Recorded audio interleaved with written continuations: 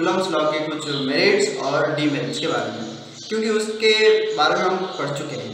Coulomb's law है क्या, किसके बारे में बताता है, कैसे दो चार्ज के बीच में जो फोर्स लाई करता है उसको वो बताता है, उसका मैग्नीट्यूड और उसका वेक्टर फॉर्म भी देख चुके हैं, जिससे हमको पता चलता था कूलम्ब्स लॉ किस डायरेक्शन में अप्लाई हो रहा है।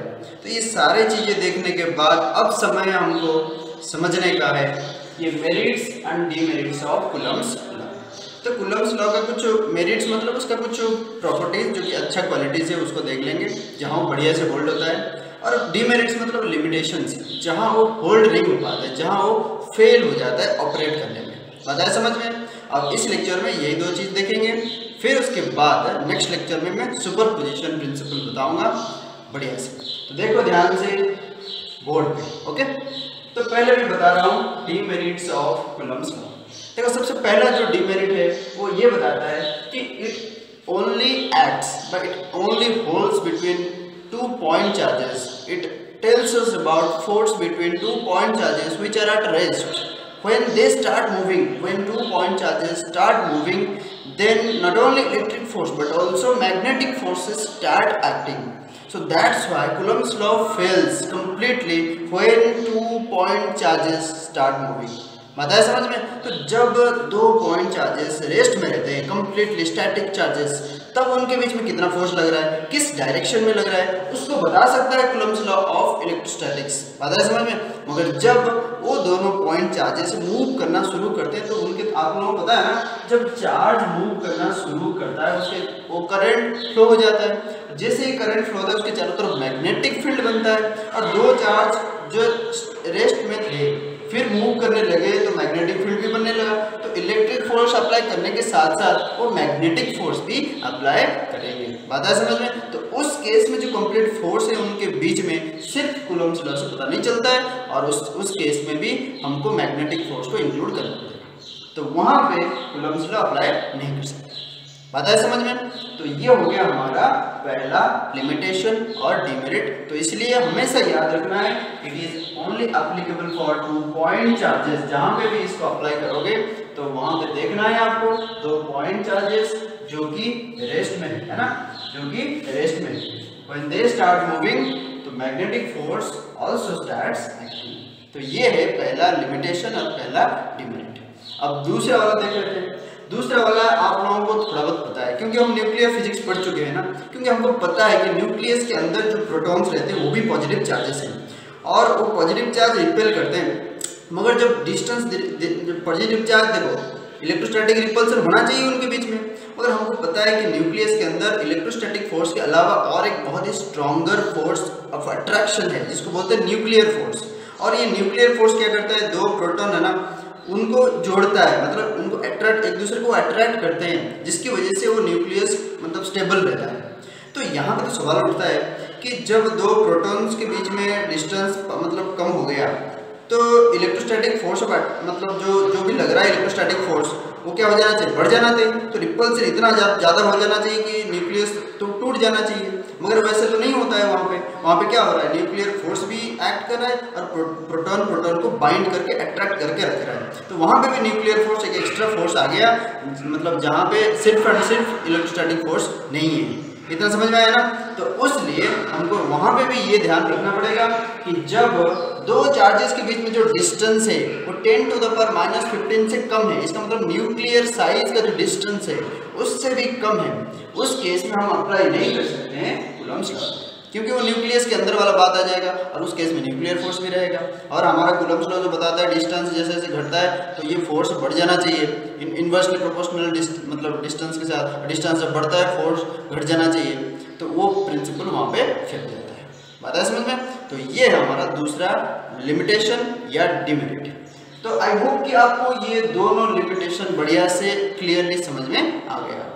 अब बात करते हैं हम मेरिट्स के बारे में, या इसका क्या अच्छा क्वालिटीज या प्रॉपर्टीज है उसके बारे में। तो देखो यहाँ पे पहला मैं प्रॉपर्टीज या मेरिट बताऊंगा कि Coulomb's force between 2 point charges is a 2 body interaction. ये बहुत ही इंपॉर्टेंट है क्योंकि सुपरपोजिशन प्रिंसिपल जब पढ़ेंगे ये पॉइंट वहां पे काम आएगा। 2 body इंटरेक्शन का मतलब क्या है?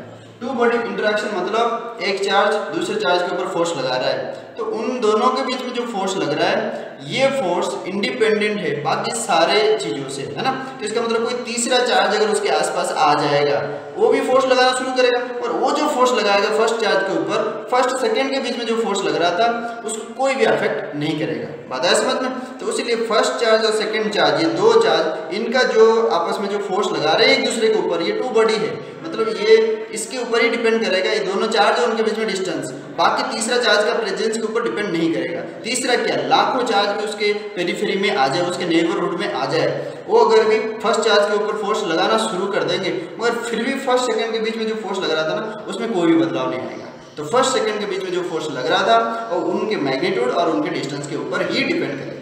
बताया समझ में। तो इसलिए इसको बोलते हैं कि कूलम्स इंटरैक्शन या कूलम्स फोर्स जो एक्ट होता है दो चार्ज के बीच में, ये एक टू बॉडी इंटरैक्शन है। टू बॉडी इंटरैक्शन मतलब दो चार्ज के ऊपर ही डिपेंड करेगा, उनके मैग्नीट्यूड और उनके डिस्टेंस के बीच में।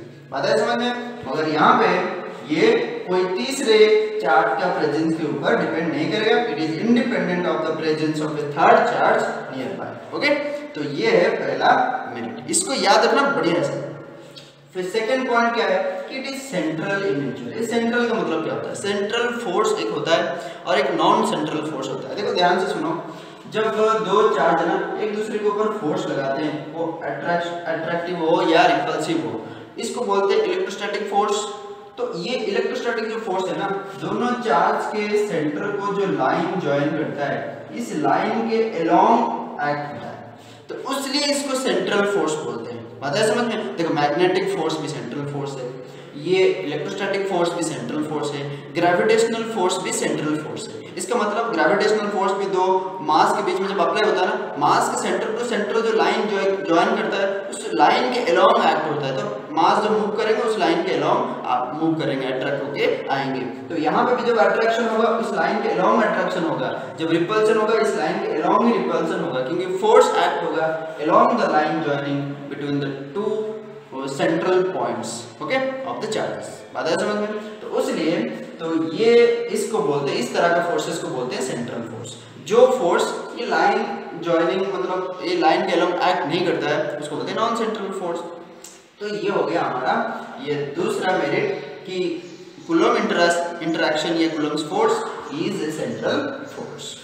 तो ये दूसरा पॉइंट समझ में आ गया। तीसरा वाला भी समझ लो। तीसरा वाला बता रहा है कि ये एक मतलब कूलम्ब्स फोर्स या कूलम्ब्स इंटरैक्शन जो है ना, ये एक कंजर्वेटिव नेचर का है। कंजर्वेटिव नेचर का मतलब क्या है? कंजर्वेटिव नेचर का मतलब यही है कि जब है ना दो चार्ज के बीच में फोर्स लग रहा है और उस फोर्स की वजह से जो मूवमेंट होगा, जो वर्क डन होगा और उस प्रोसेस में एनर्जी ट्रांसफर होता है। आपको पता है कि जब भी फोर्स लगता है वर्क डन होता है, फिर एनर्जी ट्रांसफर होता है। तो एनर्जी जो ट्रांसफर होगा, एनर्जी में कोई भी लॉस नहीं होगा, एनर्जी डिसिपेट नहीं होगा, कंप्लीट एनर्जी ट्रांसफर होगा। तो इसलिए इसको बोलते हैं कंजर्वेटिव। और भी इसका मतलब और भी आगे पढ़ोगे ना, कंजर्वेटिव फोर्स का मतलब और क्या क्या है वो सब आगे जानोगे तुम। मगर अभी इतना ही तुम समझ लो कि दो तरह का फोर्स नेचर में पाए जाते हैं, एक कंजर्वेटिव और एक होते हैं नॉन कंजर्वेटिव। जो नॉन कंजर्वेटिव फोर्सेस हैं ये जब वर्क डन करते हैं, कोई चीज को मूव कराते हैं, तो उस प्रोसेस में जो एनर्जी ट्रांसफर होता है उसका कुछ भाग, कुछ परसेंटेज लॉस हो जाता है, एनर्जी डिसिपेट हो जाता है, जैसे कि फ्रिक्शन फोर्स, ड्रैग फोर्स, ये सब नॉन कंजर्वेटिव फोर्स में आ जाते हैं। बात है समझ में। मगर कंजर्वेटिव फोर्स जैसे कि इलेक्ट्रोस्टैटिक फोर्स हो गया, मैग्नेटिक फोर्स हो गया और ग्रेविटेशनल फोर्स हो गया, ये सब कंजर्वेटिव फोर्स है। मतलब ये जब वर्क डन करेंगे उस प्रोसेस में जो एनर्जी ट्रांसफर होगा, ये एनर्जी ट्रांसफर ये 100% होगा, कोई भी एनर्जी लॉस नहीं होगा। ओके, तो इसलिए इसको बोलते हैं कंजर्वेटिव। ये कंजर्वेटिव नेचर का है। तो आई होप कि ये जो मेरिट और डिमेरिट वाला जो हमारा सेक्शन और डिस्कशन आज था कूलम्ब्स लॉ या कूलम्ब्स फोर्स के बारे में, आप लोगों को समझ में आ गया।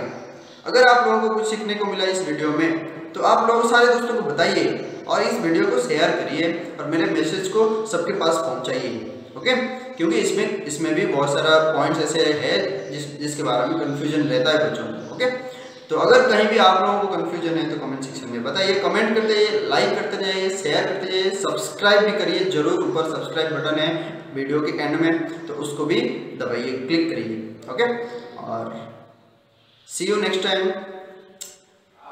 Thanks. Until then, please be stay healthy and happy.